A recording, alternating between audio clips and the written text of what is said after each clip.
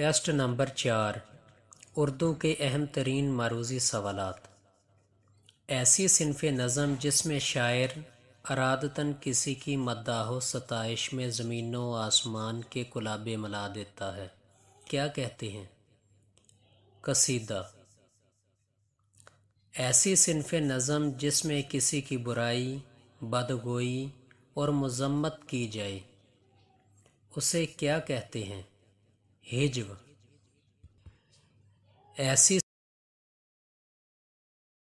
ایسی صنف نظم جس میں خدا تعالیٰ کی شان، بزرگی اور عظمت بیان ہو، اسے کیا کہتے ہیں؟ حمد۔ ایسی صنف نظم جس میں حضرت محمد صلی اللہ علیہ وآلہ وسلم کی تعریف بیان ہو، اسے کیا کہتے ہیں؟ نعت۔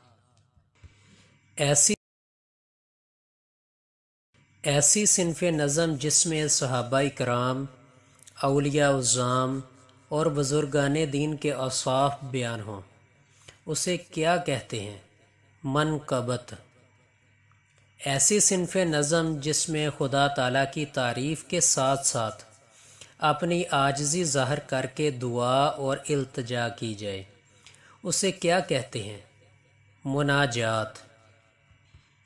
ایسی صنف شاعری جس میں لفظوں کا معینہ ضابطوں کے مطابق استعمال، جیسے موتیوں کو ایک لڑی میں پرونا، اسے کیا کہتے ہیں؟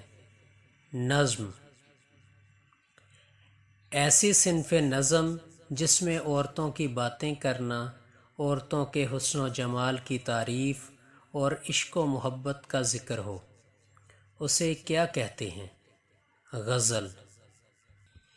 ایسی صنف نظم جس میں کسی شخص کی وفات یا شہادت کا حال بیان ہو، خصوصاً جس میں شہدائے کربلا کا ذکر ہو، اسے کیا کہتے ہیں؟ مرثیہ۔ ایسی نظم جس میں صرف شہدائے کربلا کا ذکر ہو، اسے کیا کہتے ہیں؟ نوحہ۔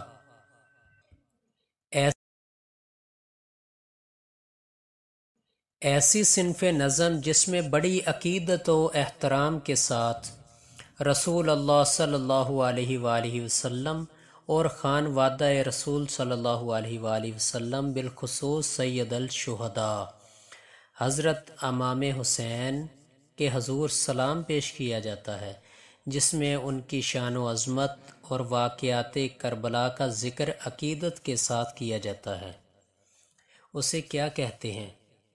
سلام۔